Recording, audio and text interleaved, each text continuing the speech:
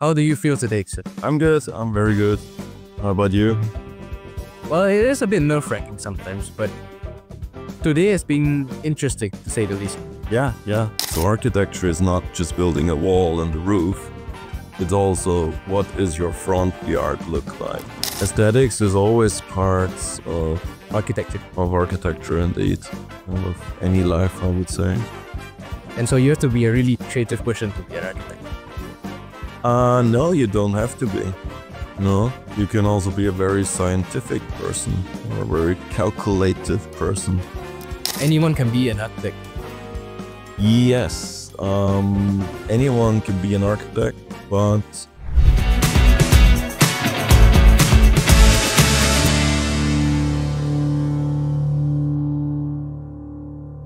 Good morning, everyone. My name is Lieutenant General Cedric Yago, and today we are on the Making You Better You show. This is a show that will give us more knowledge by talking to an expert, and it makes us a better person in life. And now, let us go to the topic. The topic for today will be very informative and very inspirational. The guest for today is from Austria.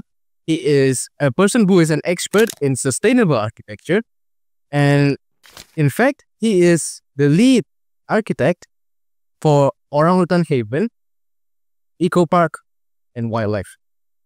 So, without further ado, let us welcome Sir Gilbert Moore. thank you, Cedric. Thank you for introducing me. How are you feeling today, sir? It's an honor to be here. I heard we are the first ones today Yeah, we are the first ones today. in this place. We are indeed the first ones today, and I feel very honored to be here. Let's make it happen, right? How do you feel today, sir? I'm good. I'm very good. How about you? Well, it is a bit nerve-wracking sometimes, but today has been interesting, to say the least. Yeah. Today, I saw my cat catching a bat today. Oh, And the bat was kind of rotting in the backyard. Just a kind of a weird thing, but I mean, he just caught a bat out of nowhere. I bet he was throwing in kicks like some people would in, for example, boxing or Muay Thai. It would have been funny. It would have been funny to watch, but sadly, I didn't get to see it. that's life. It's You're like, kicking into wildlife talks directly, do you? of course. But before we start, Gilbert, What are we gonna talk about today? we are going to talk about perhaps your profession, which is being an architect or sustainable architect. Yeah. And perhaps we might go into a bit more private stuff, like perhaps informative or inspirational private stuff. And if you feel like it's not something that you're comfortable with, please be sure to tell us. Always Okay. good. Okay, without further ado, let us start with my first question. So, Gilbert, my first question is, since, well, I've heard the word like architecture, I've always thought that it's like being about designing buildings for homes, for offices. I've never really thought about it being in like a sector of where you can build parks or even houses for animals. And even my mom or my dad wonders because they have never really heard about the profession called sustainable architecture before. Mm-hmm. And since you specialize in a profession as that, what is it really like to be a bamboo architecture or a bamboo architect? Interesting. Yeah, indeed. The main reputation that architecture has is building a concrete house, a bunker. Where does that come from? Yeah, we go back the start of humanity, and architecture was the first primitive humanoid finding a few tree branches in the woods and building up a shack. So that was the first architecture. Indeed, it is related with housing, but a part of that, it is related with, this first human being was in the forest, was in nature, or was in the desert, wherever. And then, you not look at the house itself in a broad way of architecture, but you look at your surroundings. So you're engaging the environment, the nature, into this space. So architecture is not just building a wall and a roof. It's also what is your front yard look like? What is the garden? So there's landscaping to it. And then there is all these aspects of water conservation, of natural airflow, interior enhancement, and so on. And that makes it then a sustainable architecture only when you tick all the boxes of making a better place for not only a human being, but also for all living beings on planet Earth. And that draw me, into bamboo architecture. Coming from there. So essentially, sustainable architecture doesn't just cover like walls or just the roof of a house, but it covers entire aspects of Yeah, you got it. entire landscape. Yeah, it covers like a backyard. It covers like even covers animals too, doesn't it? Yes. It covers wildlife. It covers the environment, It covers the whole ecosystem. and also trying to make it look good at the same time.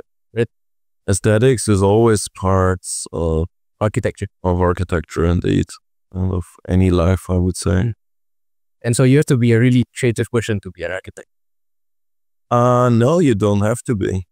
No, you can also be a very scientific person or a very calculative person. There's architects who calculate the heat, lighting, air, and energy use of buildings. Those are architects too. A very important part. There's architects who just design and make aesthetics the first priorities, but then form follows.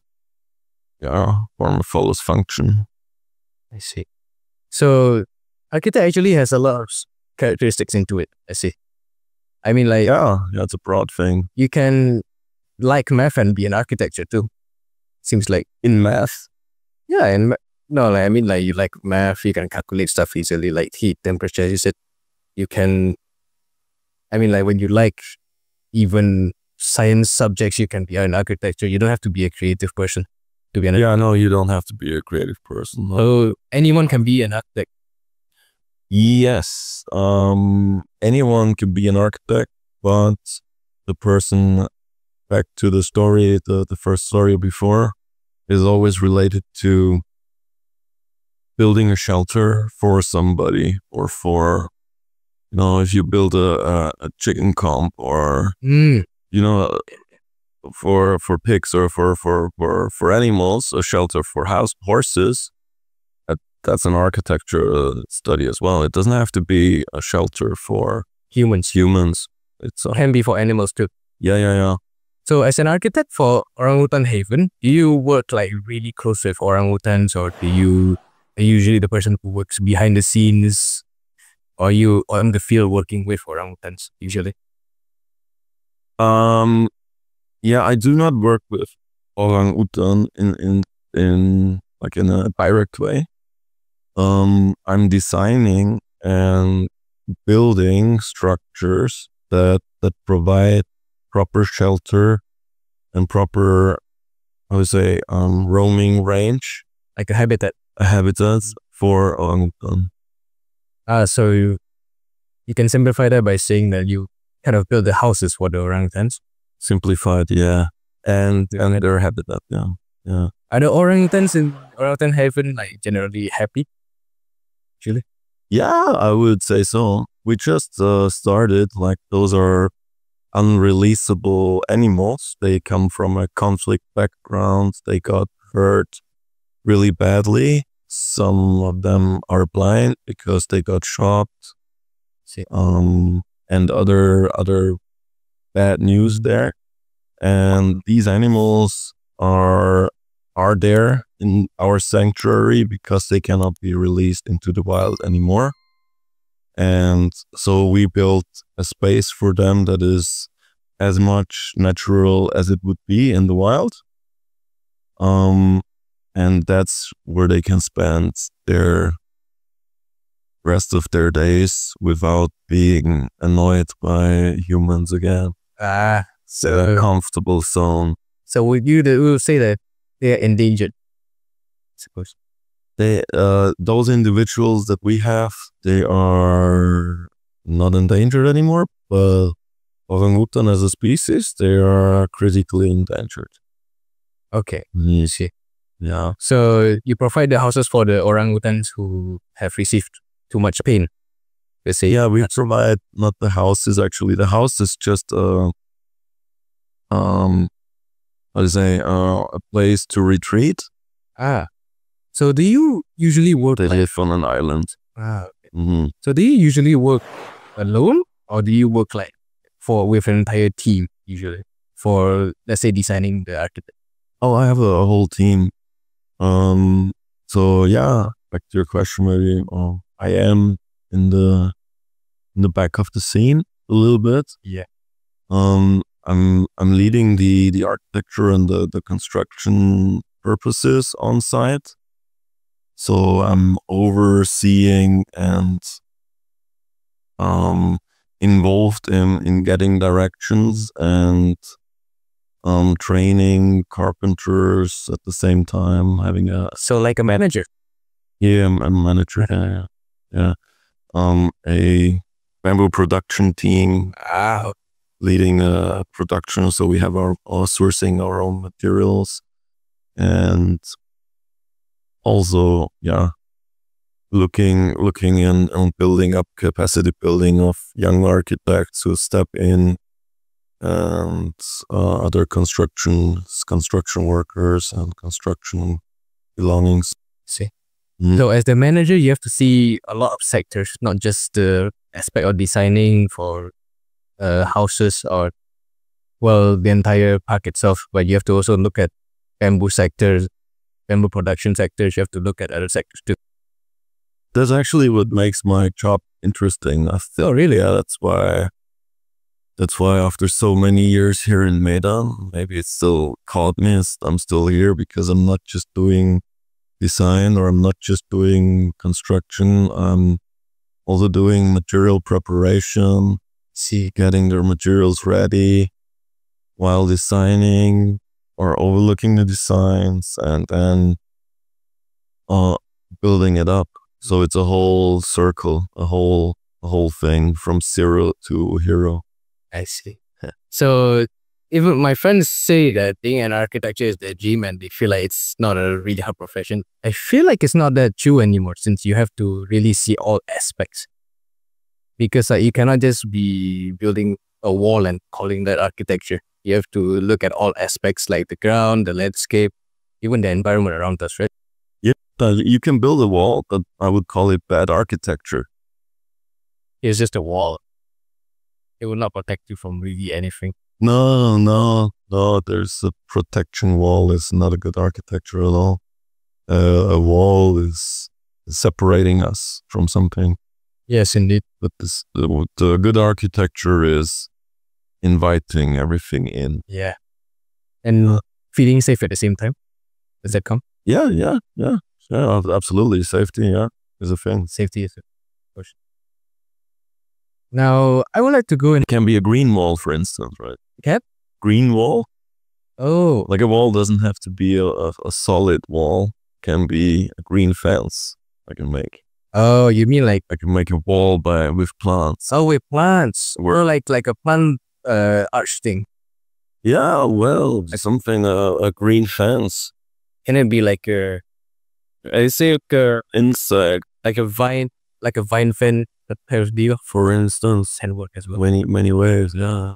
So it also brings a lot of creativity into the aspects as well. And there's a lot of stuff that you can put into detail of architecture since, well, you can use plants. Yeah, you have a whole range of materials. It's never that easy. But yeah, that makes it interesting, yeah. Are the materials that you use like sometimes short of stock? Because I mean, there's a lot of plants over here. I mean, does it regularly go out of stock or is it really hard to get? Materials, yes. Like, okay, we are sitting here in Medan. There's always troubles to get certain materials. So we have to find a way around it and also build more locally, which is of course our main goal, to source as local as possible.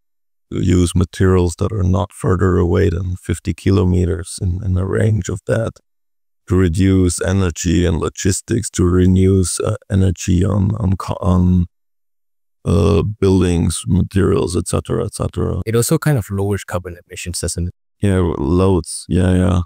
It reduces a lot. So essentially, it helped the climate change too. Yeah. You say so. Yeah, that's the main goal. Yeah. No, we always look at, okay, sometimes it's like basic building materials for putting drainage pipes in. Like the other day, we were just looking into getting geopipes. Geopipes are like perforated pipes that you lay into the ground. Oh. So that the soak water drains, like the top water, rainwater, drains into the ground and runs off, and so you can drain your water to a soak land or wherever you want to have it. Something very basic is not available here in Medan, so we would have to order it from Jakarta or anywhere else. Like, okay, what we do? No, it's not like what's supposed to be. So we do build our own pipes. We use materials that are available here, and we'll drill holes into that and find our ways around. It's always a bit, it's the challenge. Challenge, yeah. I can see that it's a challenge. I mean, like, seeing as how some materials cannot be got like here in Medan. I mean, do you have an example of one materials that you cannot really retrieve in Medan? That you cannot achieve in Medan? Can you the material that you cannot retrieve in Medan? Oh, okay. A material that you cannot retrieve. I think cotton. Oh, really? Yeah. Okay. What are those really used for? Cotton, steel is one of the materials that would give a like nice aesthetics, and that is like corrugated, not corrugated. Iron that is already rusty, right? Yeah. So it's something that is just not here, and you don't see it in any building. Yeah. So not all materials are always easy to get over here, but you guys always try to make it locally from here. So yeah. to waste like less time, to waste to prevent less carbon emissions, and perhaps even waste manpower, like some sectors. Yeah. I suppose so. Well, how long ago did you actually like come to Orangutan Haven? Good question. Yeah, I arrived 8 years ago. 8 years ago? Yeah, I moved from Bali to Medan in 2017. 2017. Yeah, I'm here in Indonesia since 2012. Oh, wow. I was not a child back then. I was a tiny kid. Yeah. I still had mushroom hair on, I remember. You had mushroom hair?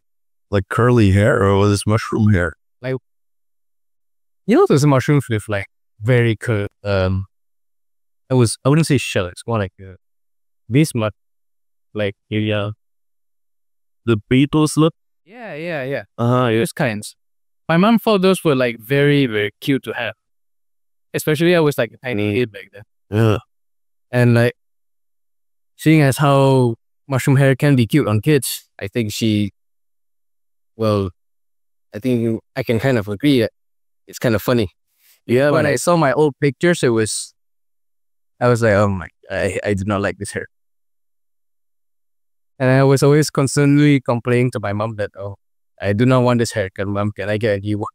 Yeah, I want it cut shorter because I feel like it's always the teachers who like me more than the students. That's good. And it's kind of funny because I was still a little kid back then, and she was like, now you look very handsome in this form of haircut. I can imagine that, yeah. And back when I was a child, my grandma would always, sometimes she would take like a bucket, put it in my head, and just cut the head. or maybe a bowl, like a bowl. Yeah. It's a bowl cut. Yeah, exactly. Yeah, Bangkok. I mean, like, what was your experience with hair like that? I never had the mushroom hair, but I always switch from short to long. If I let it grow, then I cut it back to short, and then I let it grow again. So I just have to go to the hairdresser once in a year. Once in a year. Wow. I have to go there like once every. Efficiency, you know. I go there once every month because my hair grows so fast. Yeah. I just cut this like let's say a few days ago. And like my hair before I cut it was long. Like I permed my hair and everything was long. Okay. Like, you know the Korean designs of like hair. Yeah, I got the idea. Perm. Army style, right? What is it? Short on the side, long on the top. It's like mushroom hair, but it's not. It's like more towards the front. Yeah, I gotcha. So they permed it. They kind of did aesthetics to it. I'm not sure what they did. And then they made the hair kind of brown. Just a bit weird, but I quite like it. And when they cut my hair, I feel like, wow, I can feel the breeze through my hair. And it has been, well, a long time since I've had a hair like this. Yeah. Because on my Instagram, you can kind of see like when I go out, it's always long hair. Oh yeah. Because I've been quite used to it as a kid. Yeah, I've been quite long. But that's a point where my hair was short because I kind of hated mushroom hair. But then when I saw that long hair can be actually kind of good, I switched back to the long hair. You had long hair before? Yeah, of course. How long? Ooh, that was like long, like shoulder long, or? No, not like shoulder long. I would say it's over here we consider long as until the eyebrows. That's already long. That's already long. Okay, yeah. Because in school we're not allowed to have extremely long hair. Oh really? Yeah. That's a rule? That's a rule, yeah. Because in our schools, the limit for the hair can be only until 10 centimeters or 5 centimeters. Wow. Like it's very short. Especially in my old school, I had to literally cut my hair to 5 centimeters. Oh wow, that's quite Orwellian. Yeah. How about in Austria? Is it like, is there a rule like that? No, No, that would go against the constitution. Oh, I see. So over here it's like, we are just, the teachers and also the government here is scared that the students will have a hard time studying since they do not tie their hair over here. They just cut it short. Yeah. And that's why there's a joke where if you have long hair, just tie your hair. And it's like, when we see tied hair over here, it's always correlates to women. Yeah. If we tie our own hair, it feels like a lot of the traditional parents would not like it because they would feel like it's kind of violating their own like family cultures or traditions. Gotcha. Since the traditional parents are a bit more less open-minded on a few things like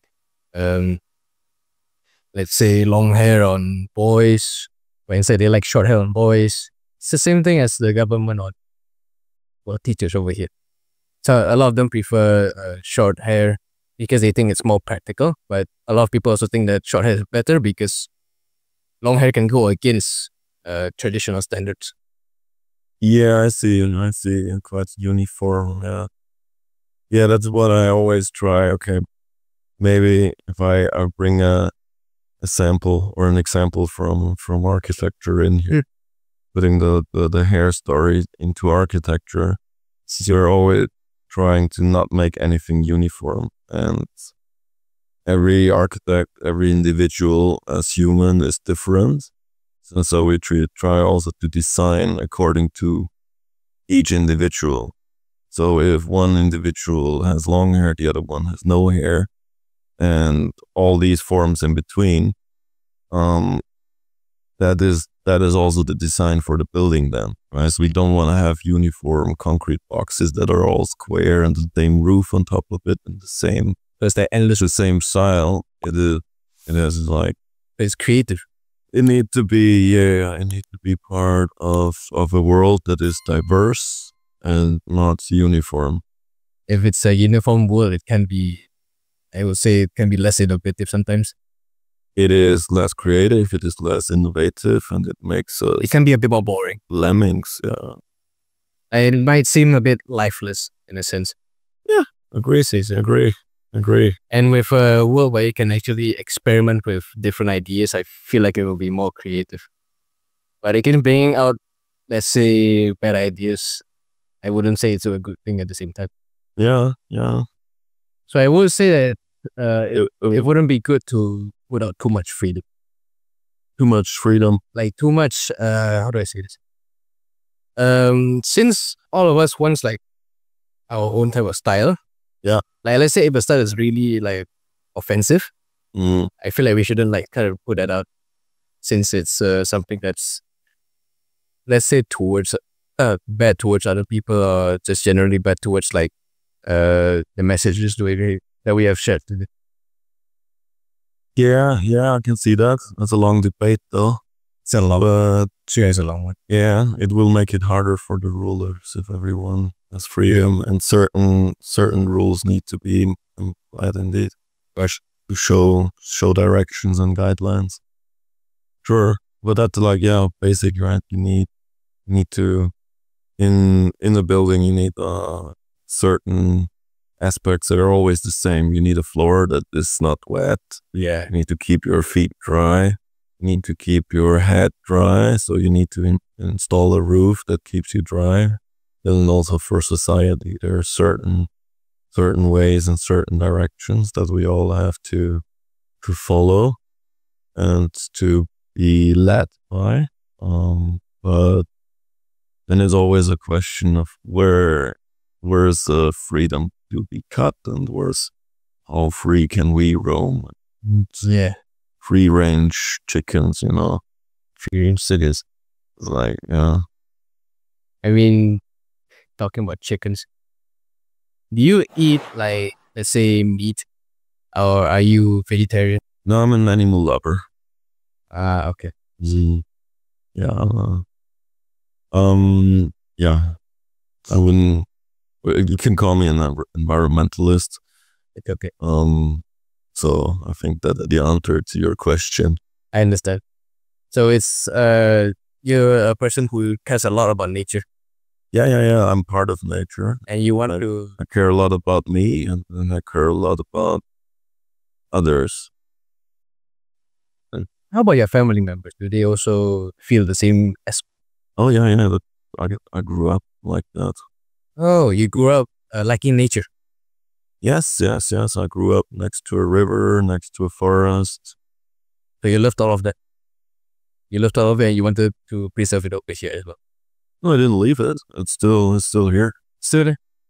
And I'm going back home, often enough to reconnect.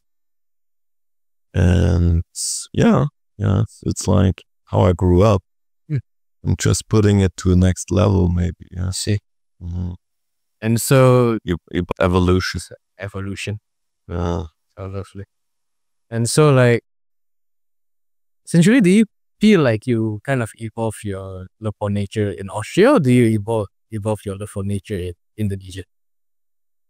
No. As I say, I grew up with it, so I get you. it never really made a click. It was always there.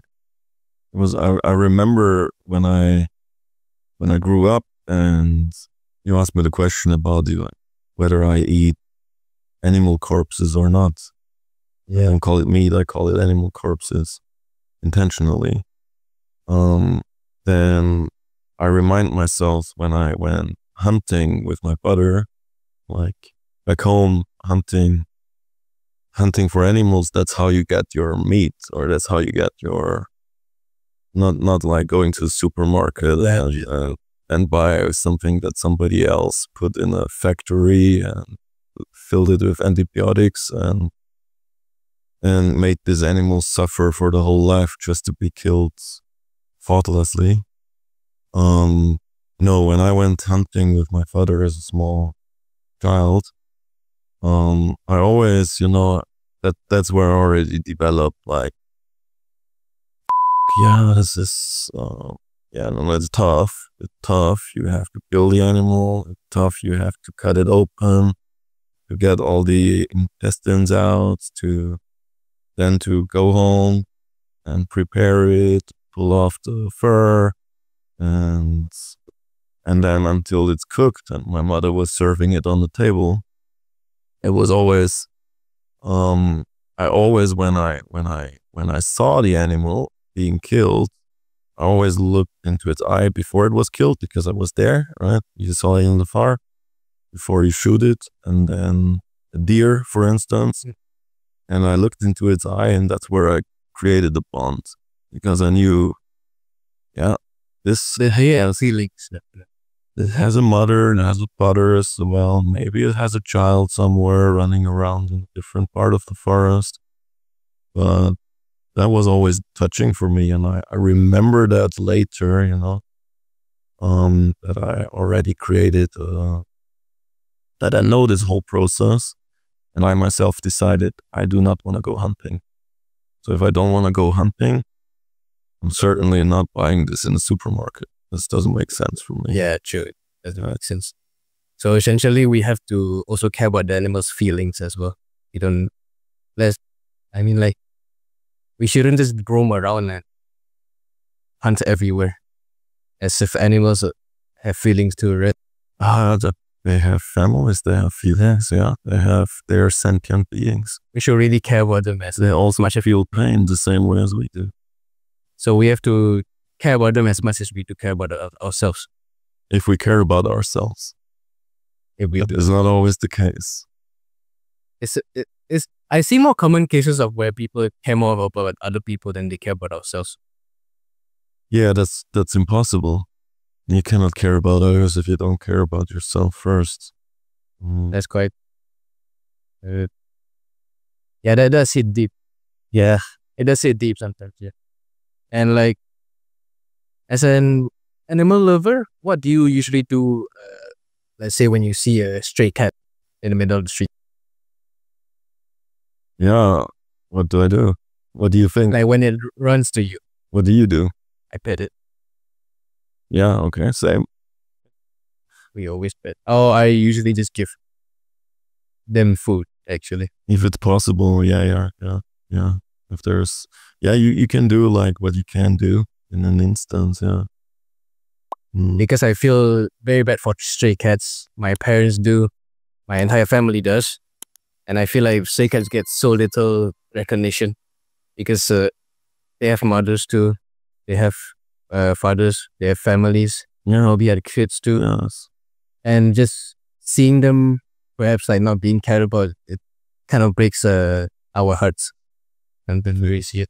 And they once had an owner, for sure. Yeah, one had an owner. So the source of this evil that is happening is from the owner or previous owner. Usually the previous owner is one who didn't really care about the cat.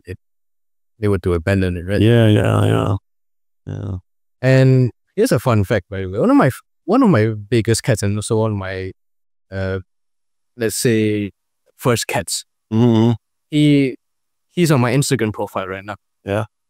He did pass away like last 2 years ago, I believe. And he was a stray cat himself. Okay.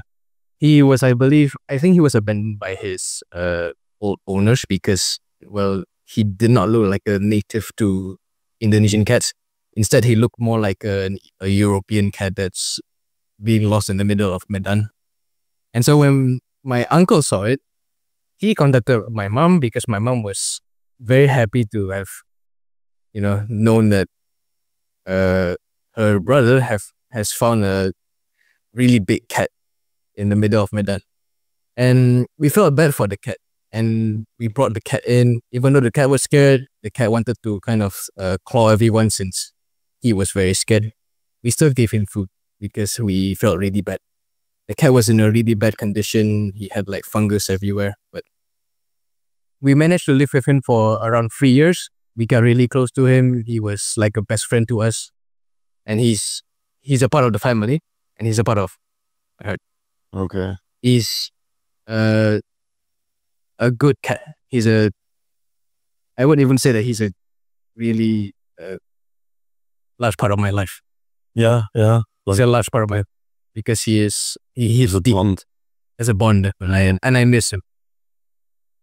Yeah, I feel you. I feel you. I had a dog Hmm. like that. So I grew up with one, and it really hit me hard when he reached his age. Yeah, my cat did reach his age as well, because when we caught him, he was no, I wouldn't say we caught him. It's more like when we took him in, he was 3 years old or 5 years old, and for cats that is really old already, because cats' lifespan can go up to just, let's say, 10 years or just 9 years. Yeah, something like yeah. Dogs 15 years And well, maximum. we thought like, why not make the cat's life better instead of just leaving it on the street? And so we made sure that the cat lived very well Yeah. until, well, his age came to be, really. Yeah. And we felt really bad for the cat. Mm. Yeah. So if you were like your old past self, or if you were like my age, what would you say to that person? Like, what would you say to your past self? Oh, okay. Interesting.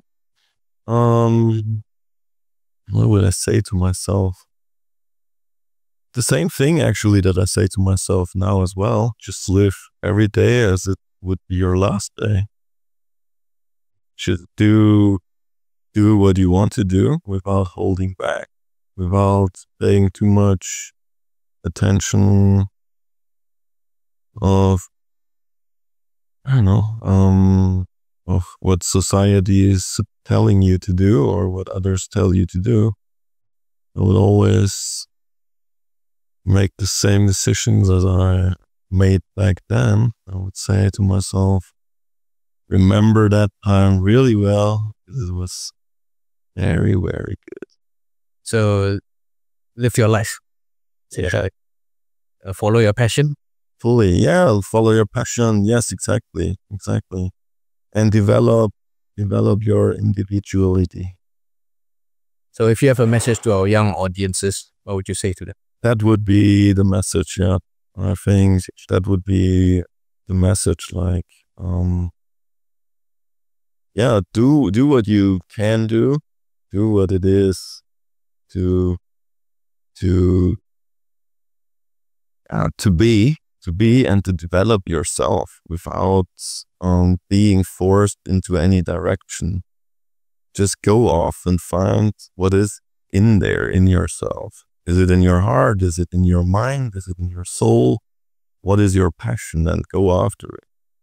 Because only you will fail. We fail. We're meant to fail. And then we learn out of those failures. And that will lead us to another path that might pop up super interesting, or it might pop up as your passion that we don't know yet. But just by exploring, that's the way how we find out. And that makes us as an individual, not as a lemming that goes and works the same way as everyone else does. We need storytellers. We need peacemakers. We need laugh makers in this world. We got enough people that are the other part. And that's what we need. That's my message to the world. And Thank you, sir. to everyone who's listening today. Thank you, sir, for the message, and thank you for your time. Yeah, you very well. On the show. Thank you, Cedric. And it's a big honor to be here sitting with sir over here. Yeah, And you were a great host. Well done, I have to say. honored. You're very honored. And this is the Making You Better You podcast. And this is Sir Gilbert Muro. And I am Lieutenant General Cedric Yago. I hope that everyone has had a fun time listening. And I am sorry for any inconvenience that has happened. Without further ado, let's conclude our show by saying, SMA1, Making You Better You.